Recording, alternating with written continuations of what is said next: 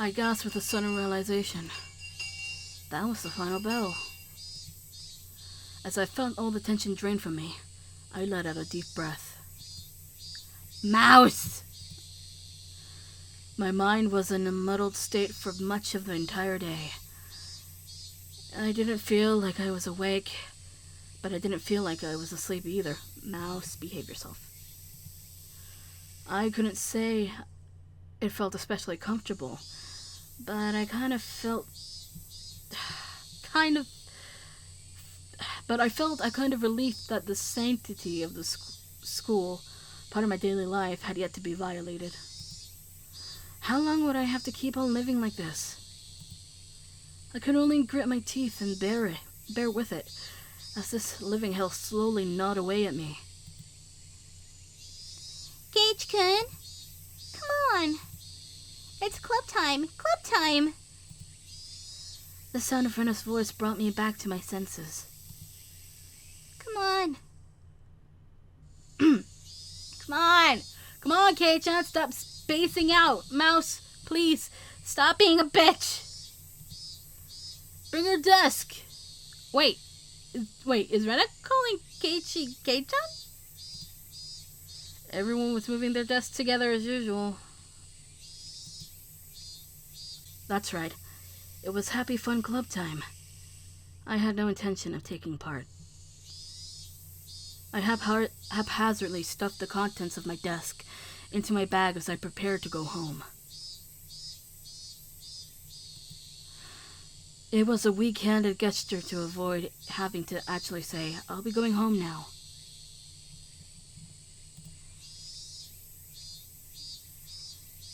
What's this, Kei-chan?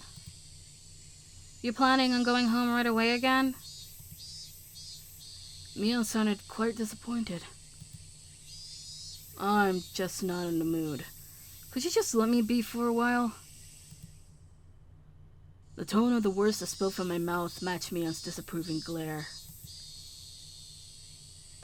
It felt like the air in the room had dried out. Satoko looked like she was about to say something, but perhaps dissuaded by the mood, she swallowed her words and stayed silent. Nobody said a thing. I took that to mean that I could leave if I wanted. But the collective gaze of the four of them, like the tiny pins used to mount an insect in a display, held me in place. Rena was the one who cut through the heavy mood. Gage-kun, you just didn't like playing with girls, I guess. Fucking mouse! She said it in such a melancholic tone that it sent a wave of pain racing through my heart. If this pain was going to kill me, I wanted it to be a soft part of me that could still feel pain. I tore at my chest, violently tearing out the pins that held me in place. That's not it at all. I'd only be hurting myself by saying anything more, so I swallowed my words. Cutting things off there, I turned away and exited the classroom. They didn't speak a word to me as I left.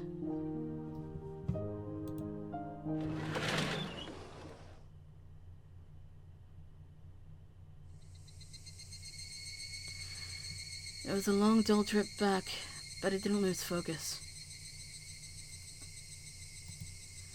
I firmly squeezed the grip of my bed, which was already soggy from sweat.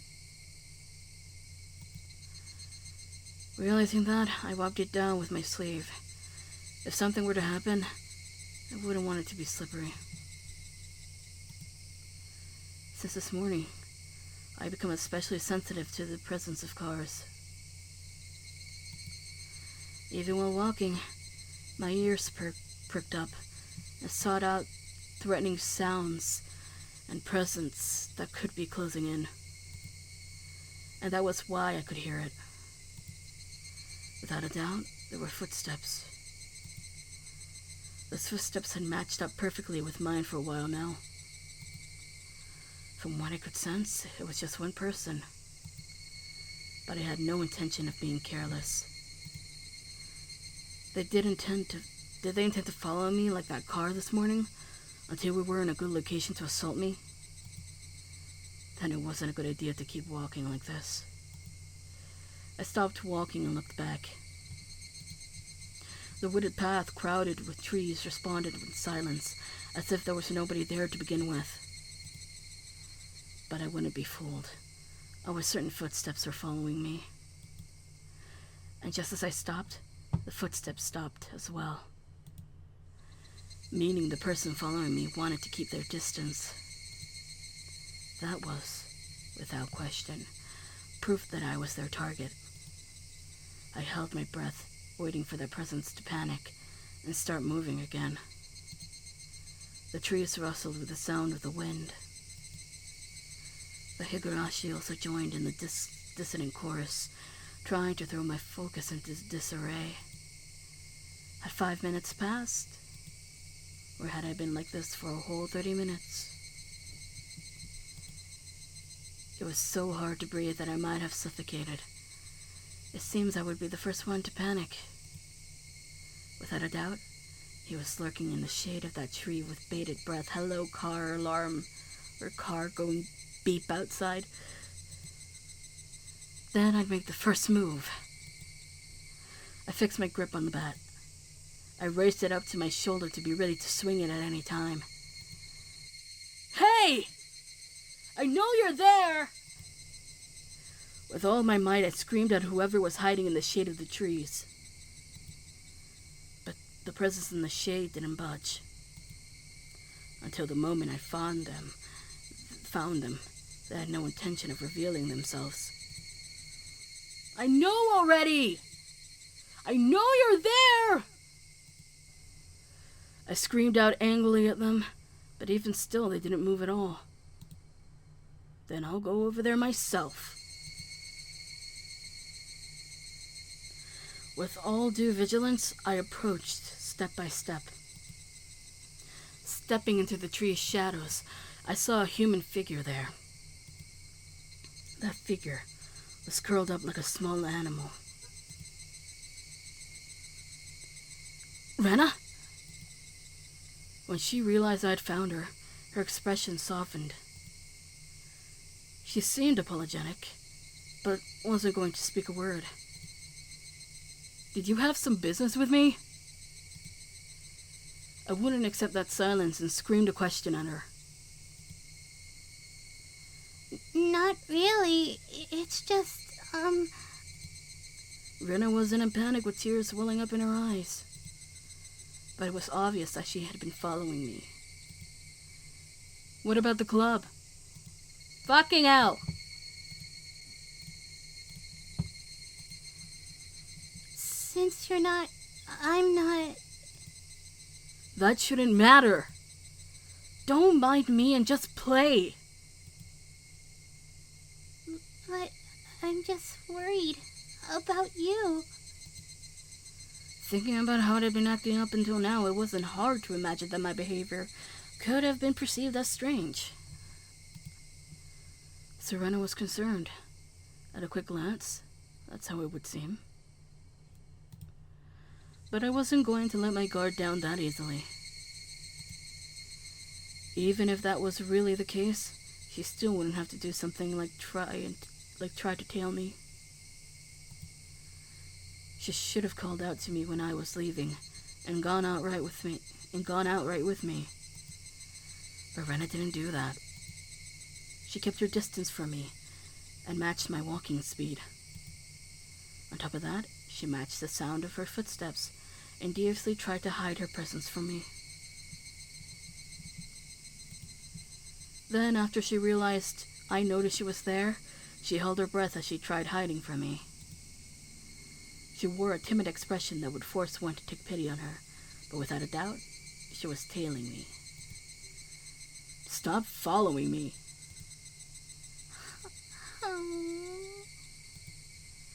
Still glaring at Rena, I continued walking onwards. After I walked for a bit, she ignored my command and began walking again. So I yelled at her once more. I told you not to follow me! But my house is in the same direction. Then walk ahead of me. I'll start walking once I can't see you anymore. I moved out of the way and moved my bat violently to urge her forward. I'd like to go home together with you. Making a pitiful expression, she meekly squeaked out the words in a voice that she knew would cut into my heart. That agitated me to no end. I knew it was a lie. If you wanted to go home together, you should have called out to me. Now you're just blurting out random lies. I'm sorry. I'm sorry. It seemed that the seething anger within me was written all over my face. Even without me saying anything, Rena had understood what I was feeling inside. If you get it, then go! I swung the bat, urging her ahead again to walk. Rena looked back and forth between me and the bat and started walking hesitantly, then stopped again. Go on then! Hurry! I'm going. So please stop with the bat. It's scary. Rena guarded herself while pointing at me holding the bat.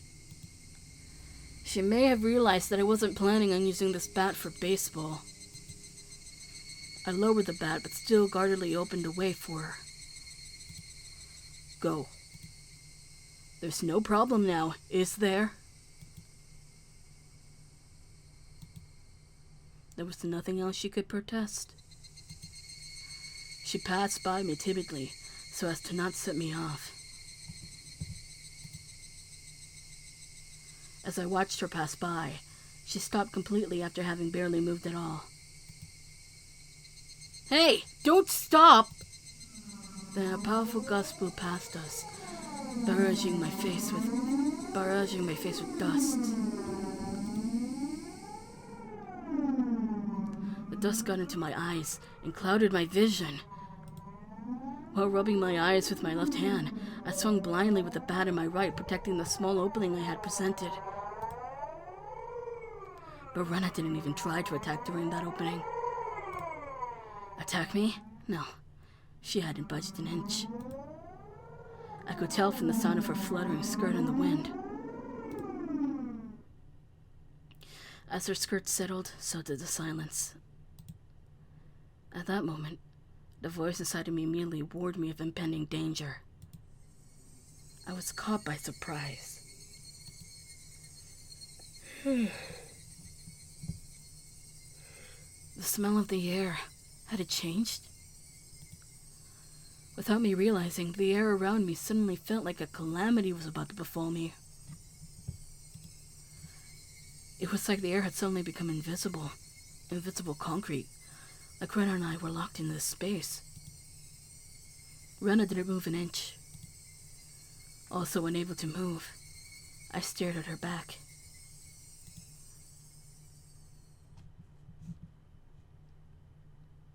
Rena was the first to break the silence. Instantly, she altered her stance. I felt like I had just witnessed her shift from Rena into that other person who looks like Rena. But the voice was one I knew well, which filled me with a kind of bewildered pity. Carelessly, I felt relief upon hearing that pitiful voice. Well, excuse me, but can I ask you something? Oh, it was Rena. Okay. Well, too shy to even turn around. Rena squeezed her voice out desperately as she trembled. Mouse! What? Well, why do you have a bat?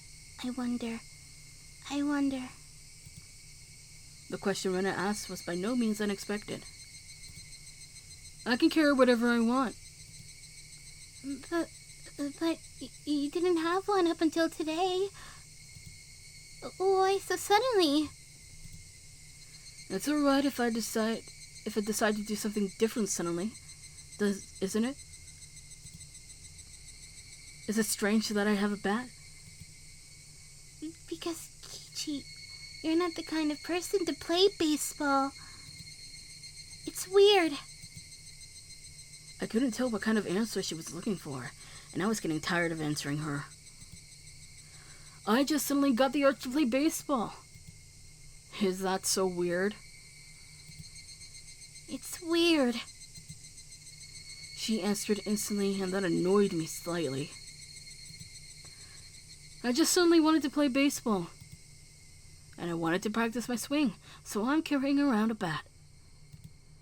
What's strange about that? Strange. Weird. Definitely. Why has Kichi-kun also? Your ramblings are annoying me. Is it that strange for me to have an interest in sports? I tried to sound a bit more threatening to end the conversation. Until my suspicions about Rena were cleared, I had no obligation to answer her questions. I'm sorry. I'm sorry. Don't get so angry. Rena still didn't turn around and spat out words of apology one after the next. Just one last thing. Tell me one last thing. I don't feel like talking anymore. Hurry up and go! I yelled loudly at her, causing her to flinch like she had been struck. Seeing her in such a pathetic state caused my heart to ache sorely. But even though she was afraid, she stubbornly kept herself from moving. Before I was able to threaten her again, Rena asked her final question. Why is the bat the same too? What did she mean by the bat was the same? I had no idea what she was talking about. What are you saying? I mean, why is even the bat the same? I don't understand what you mean at all. Say it clearly! Even still, Rena didn't turn around. After inhaling deeply, she screamed. Fucking. I mean, why is even the bat the same as Satoshi-kun's? Satoshi being... Huh? Upon hearing the name out of the blue, I became dumbfounded for a brief moment. By Satoshi, did she mean the student who transferred out last year? No, that couldn't be. Rena had tried to cover it up by saying he transferred, but Oishi-san told me quite clearly that he was missing. He was the student who sat at my seat up until last year. He believed to have been demoned away by Oyashiro-sama's curse. I didn't know the details about his disappearance. The aunt he lived with was killed the night of the Watanagashi by a drug addict, and not long after that he suddenly vanished and was now missing. But Satoshi and I were... What? My gaze fell to the bat in my hands. Could it be... Satoshi Hojo?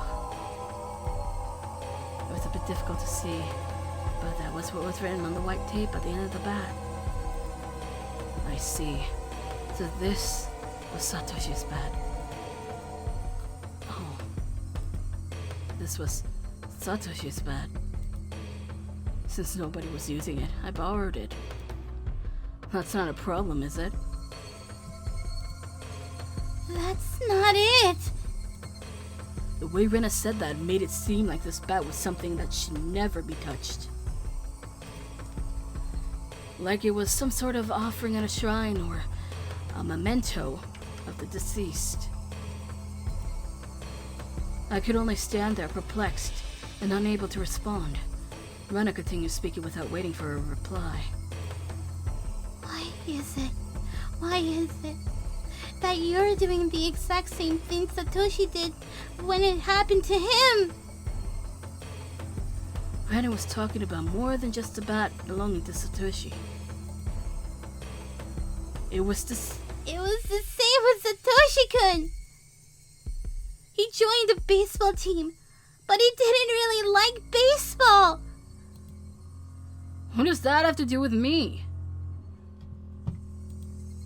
Satoshi-kun also suddenly started walking around with a bat one day. He joined a team, but he wasn't the type to play sports. What about it? I closed my mouth before I could say that out loud. Listen carefully, Keiichi. Rena's trying to tell us something important. Satoshi-kun also one day came to school all by himself all of a sudden. Just like Keiichi-kun. Then one day he suddenly started practicing his swing. Just like Keiichi-kun. Then one day he suddenly began carrying the bat around with him. Just like Keiichi-kun. Then one day he suddenly... Then one day, he suddenly what? Rena had swallowed her words. Rena's sudden silence brought a hush back to the surrounding area. It was then that I could finally digest the content of the entire conversation. She was saying my chain of actions was exactly the same as Satoshi's. What was the meaning of this? Up until now, I'd forgotten all about Satoshi. I'd never paid much thought to him in the first place. Not only that, I didn't even know anything of what he'd done. My actions today should have been my own creation after all the planning I had done. But they had been the exact same ones as Satoshi's? Then Satoshi, no, more importantly, if both Satoshi and I acted the same, then there was a really good possibility that what happened after would be the same. Rena, that day, what happened to Satoshi? Rena knew. She knew what became of Satoshi. No, forget about what happened to a guy in the past. Rena knew what was going to happen to me. Answer me, Rena! Satoshi, what happened to him? With that, I grabbed Rena's shoulder violently and forcefully turned her around to face me. As I faced her, I felt a jolt travel through my entire body. I told you. Keiichi-kun. It was that person that I didn't know. At least, it definitely wasn't the Rena Ryugu I'd been talking to up until now. The voice just now didn't have a trace of the trembling or emotion that it had before. The amount of regret I felt for turning her around so carelessly was unsurpassed. That gaze that pierced like a cold needle, the smile on her face that invoked an image of having been carved out by a knife. Chills went down my spine. My mind froze under a layer of rime. Both of Rena's eyes pierced through mine, leaving me unable to look away. As if to remind me of the fear from that time before, Rena brought her face close to mine, so close that I could feel her breath. Her face had filled my entire field of vision. Then, her sharply shaped lips grew even sharper. Like the curve of a crescent moon, she grinned. I told you. Keiichi-kun. After a short pause, Rena repeated the same words again. Satoshi-kun, you see, transferred out. Transferred? Meaning what? What Rena meant must have been some new definition of transferred that I was previously not aware of. My throat and lips dried up. I couldn't even acknowledge what I had just heard. All I could do was swallow down my own saliva. It would seem that Rena saw that as a nod. She pulled her gaze back and spryly stepped back 2-3 paces. As she did, my legs gave out and I fell to my knees pathetically. Rena and me on my knees underneath her emotionless smile. That had to be a very odd sight indeed. Seeing me in that pathetic state, she neither scoffed at me nor held out her hand. But I could neither stand nor escape with her gaze shooting through my eyes. There was undoubtedly a metal bat in my hand, but right now it was useless to me. I was like a fly caught in her web. Heavy sweat beaded all over my body. I could feel it dripping from my skin. But you won't, will you, Keiichi-kun? Rena finally released me from that cage of time after what felt like an eternity. But her question was missing something important, and it was incredibly vague. Once again, I swallowed hard, urging her on. Do what? What did she not want me to do? Transfer.